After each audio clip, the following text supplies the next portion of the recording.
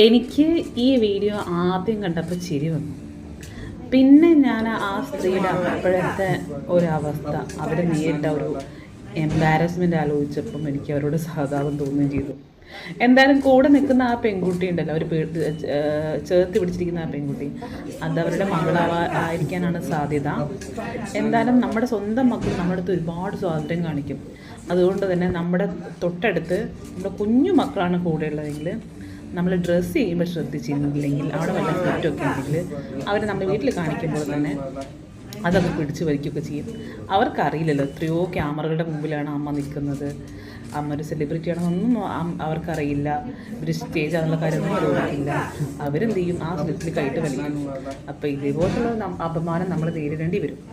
അപ്പോൾ ഇത് കുഞ്ഞുങ്ങളുടെ കൂടെ നിൽക്കുമ്പോൾ, നമ്മുടെ സ്വന്തം കുഞ്ഞുങ്ങളുടെ കൂടെയുള്ള കാര്യം അപ്പം നമ്മൾ ശ്രദ്ധിച്ചിട്ടില്ലെങ്കിൽ ഇതേപോലത്തെ ഒരു പണി നമുക്ക് കിട്ടും. ഇത് അടാറ് പണിയായിപ്പോയി.